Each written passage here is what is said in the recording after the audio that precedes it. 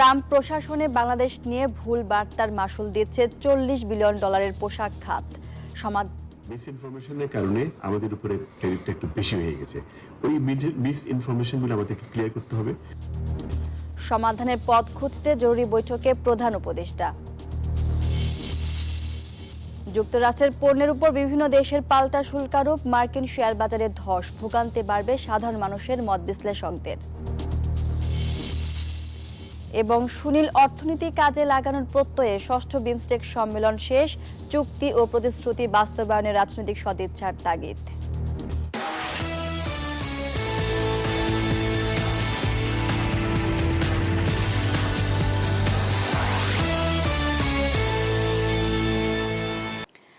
আমন্ত্রণ ব্যবসা বাণিজ্য আর অর্থনীতির সবশেষ খবর নিয়ে নিউজ 24 এর নিয়মিত আয়োজন বিজনেস এক্সপ্রেসে। সাথে আছে আমি মাহমুদা মুনি। এতক্ষণ দেখছিলেন সংবাদ শিরোনাম, এবার বিস্তারিত। বাংলাদেশের উপর মার্কিন শুল্ক আরোপে ব্যবসায়ী নেতাদের মধ্যে দেখা দিয়েছে নতুন আতঙ্ক। বিশেষ করে ট্রাম্পের শুল্ক আরোপে হুমকির মুখে বাংলাদেশের $40 বিলিয়ন পোশাক শিল্প। ব্যবসায়ীরা বলছেন, ট্রাম্প প্রশাসনে বাংলাদেশ নিয়ে ভুল বার্তার কারণে এর মাসুল গুনতে হচ্ছে। এমন অবস্থায় সরকারের হস্তক্ষেপ চান ব্যবসায়ী নেতারা। রয়টার্সের প্রতিবেদনে বিস্তারিত জানাচ্ছেন মাসুদ রানা।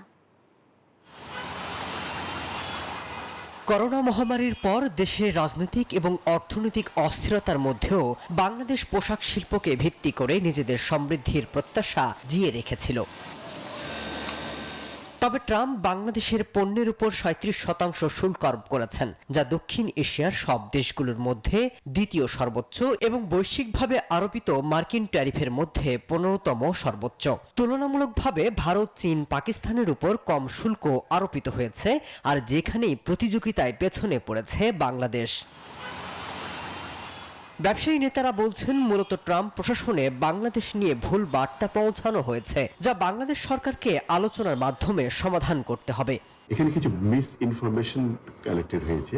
মিস ইনফরমেশনের কারণে আমাদের উপরে ট্যারিফটা একটু বেশি হয়ে গেছে। ওই মিস ইনফরমেশনগুলো আমাদেরকে ক্লিয়ার করতে হবে। আমেরিকার সাথে বাংলাদেশ গভর্নমেন্টকে, বাংলাদেশকে নেগোসিয়েশন করতে হবে। নেগোসিয়েশন করে যেই সব চুক্তি দেখে ওরা আমাদেরকে 37% এই খড়গটা আমাদের উপর দিয়েছে, সেটাকে সরানোর ব্যবস্থা করতে হবে। এর প্রভাব শুধু পোশাক শিল্পেই পড়বে না, 40 লাখের বেশি মানুষের কর্মসংস্থান সৃষ্টিকারী এই খাতে বিশেষ করে সংকটে পড়বেন নারীরা।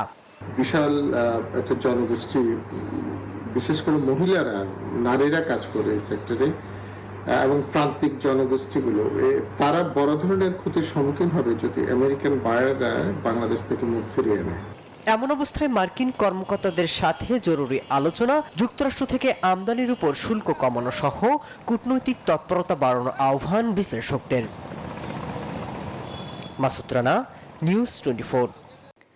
মার্কিন পণ্যের উপর এবার পাল্টা শুল্কারোপ শুরু করেছে বিভিন্ন দেশ। চীনের 34% শুল্ক আরোপের ঘোষণার পর ধস নেমেছে মার্কিন শেয়ার বাজারে। একই পথে এশিয়ার শেয়ার বাজারের পরিস্থিতিও। এই অবস্থায় বিশ্বব্যাপী শুরু হওয়া এই বাণিজ্য যুদ্ধ সামনে আরও ভয়াবহ আকার ধারণ করতে পারে বলে আশঙ্কা বিশ্লেষকদের। এর প্রভাব সরাসরি পড়বে সাধারণ মানুষের উপরেই বলছেন তারা। মার্কিন প্রেসিডেন্ট হিসেবে দায়িত্ব নেয়ার পর থেকেই নানা তুল কালাম কাণ্ডে প্রতিদিনই আন্তর্জাতিক খবরের শিরোনামে ডোনাল্ড ট্রাম্প। বিভিন্ন দেশের আমদানি পণ্যের উপর 10 থেকে 54% পর্যন্ত শুল্ক আরোপ করে নতুন করে হইচই ফেলে দিয়েছেন তিনি, যার পাল্টা পদক্ষেপ নিয়েছে চীন, কানাডা সহ বিভিন্ন দেশ।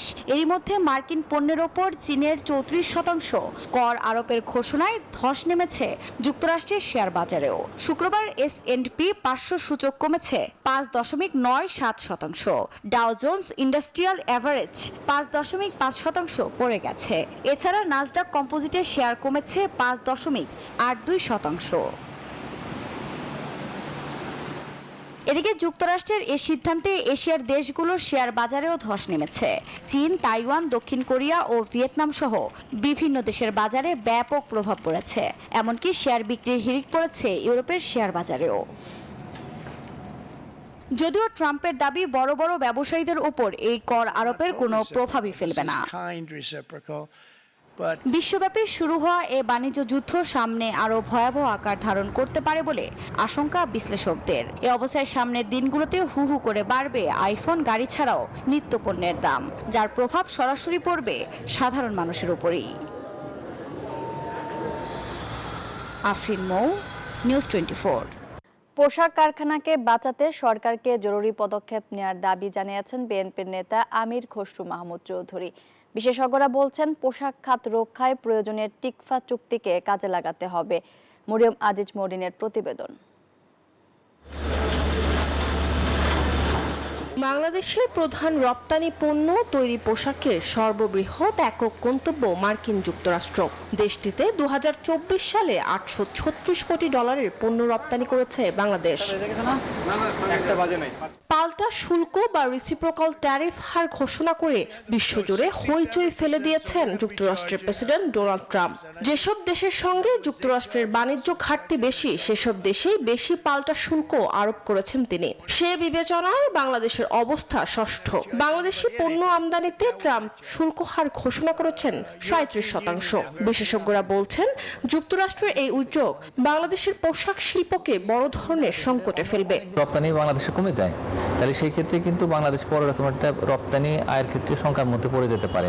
আমরা আমাদের পক্ষ থেকে এই বিষয়ে যোগাযোগ করছি এবং আমরা কথা বলবো আমরা এই ব্যাপারে, এটা যাতে কোনোভাবে আরো যেটা করেছি এটা যাতে অব্যাহত না থাকে। মার্কিন পণ্য যদি সেখানে যদি অন্তর্নিহিত থাকে এবং ভ্যালু এডিশন যদি হয় সেখানে, তাহলে তারা কিছুটা এটা বিবেচনা করবে। হিসেব বলছে, যুক্তরাষ্ট্র থেকে প্রতি বছর যে পরিমাণ পণ্য আমদানি করে বাংলাদেশ, রপ্তানি ধরে রাখার স্বার্থে প্রয়োজনে এসব পণ্যের শুল্কমুক্ত প্রবেশাধিকার দেওয়ার পক্ষে মত বিশেষজ্ঞদের। আমরা এটা শূন্য শুল্ক যদি করে দেই, আমাদের কিন্তু বড় ধরনের এটা এনবিআর এর জন্য মাথা ব্যথার কারণ হবে না। তাদের পরামর্শ, দেশের সবচেয়ে বড় রপ্তানিমুখী শিল্প খাত পোশাক কারখানাকে বাঁচাতে সরকারের উচিত এখনই পদক্ষেপ নেওয়া। প্রয়োজনে টিকফা চুক্তিকে কাজে লাগানোর পরামর্শও তাদের। এটা বিশাল গোষ্ঠী বাংলাদেশের এই গার্মেন্টস অর্থনীতির সাথে জড়িত আছে, সুতরাং এটার জন্য সরকারের পক্ষ থেকে ইমিডিয়েটলি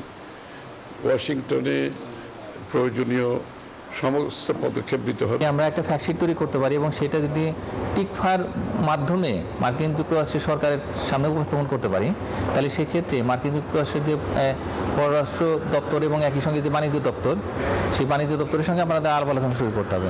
চীন, ভিয়েতনাম কিংবা কম্বোডিয়ার মতো প্রতিদ্বন্দ্বী দেশগুলোতেও অতিরিক্ত শুল্ক আরোপ করায় রপ্তানিতে তাদের চেয়ে প্রতিযোগিতায় এগিয়ে আছে বাংলাদেশ, যদিও পিছিয়ে আছে ভারত ও পাকিস্তানের তুলনায়।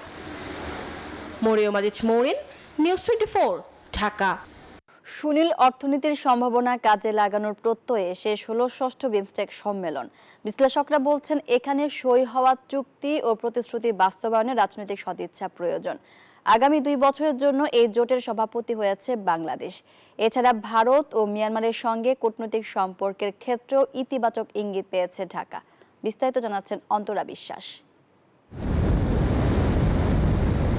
বঙ্গোপসাগরের উপর নির্ভরশীল দক্ষিণ ও দক্ষিণ পূর্ব এশিয়ার 7টি দেশ নিয়ে গঠিত আঞ্চলিক সহযোগিতা জোট বিমস্টেক। এই জোটের সদস্য বাংলাদেশ, ভুটান, ভারত, মিয়ানমার, নেপাল, শ্রীলঙ্কা ও থাইল্যান্ড। 1997 সালে গঠন হয় বিমস্টেক। বাণিজ্য, নিরাপত্তা, ঐক্য সহ বিভিন্ন বিষয়ে সহযোগিতা করা এর উদ্দেশ্য। তবে প্রতিষ্ঠার 28 বছরেও এই জোটের সহযোগিতার তেমন কোনো নজির নেই।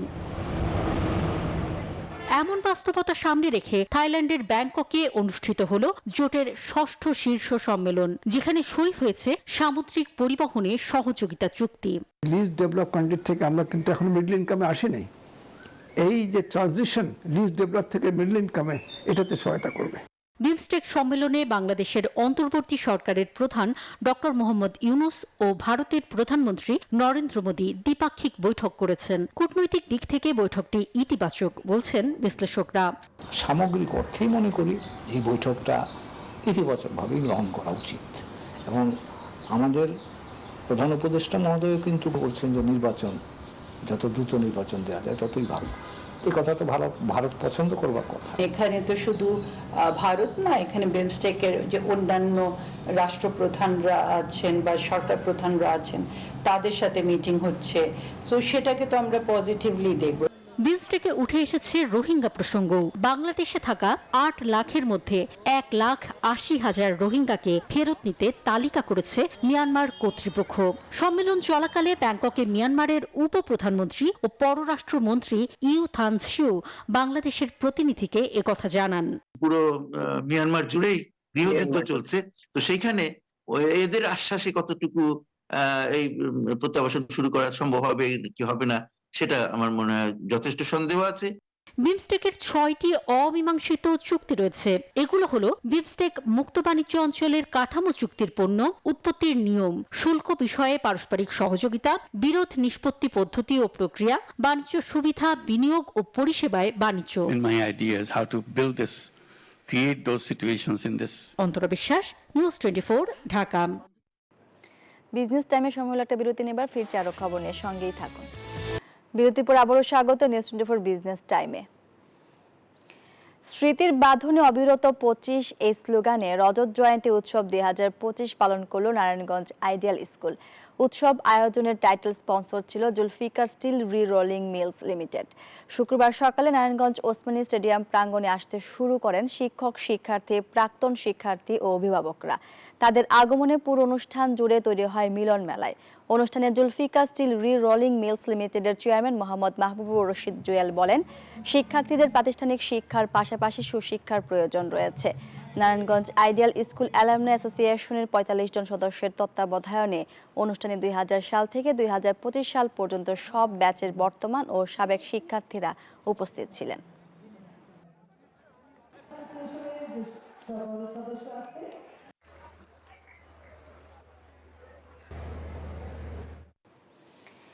ঈদের ছুটির 7 দিনে ঢাকায় মোবাইল সিম ব্যবহারকারীদের মধ্যে উল্লেখযোগ্য পরিবর্তন লক্ষ্য করা গেছে।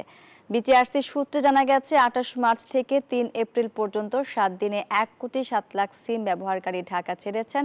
বিপরীতে ঢাকায় প্রবেশ করেছেন 44 লাখ মোবাইল সিম ব্যবহারকারী। বিশ্লেষণে দেখা গেছে, সবচেয়ে বেশি মানুষ ঢাকা ছেড়েছেন 30 মার্চ। ওই দিন 23,94,461 জন ঢাকা ত্যাগ করেন। তবে সবচেয়ে বেশি মানুষ ঢাকায় ফিরেছেন 3 এপ্রিল, যেখানে 9,98,579 জন ঢাকায় প্রবেশ করেন। এই তথ্য বিটিআরসির সহায়তায় মোবাইল অপারেটরদের সাবস্ক্রাইবার লোকেশন ডেটা বিশ্লেষণ করে তৈরি করা হয়েছে।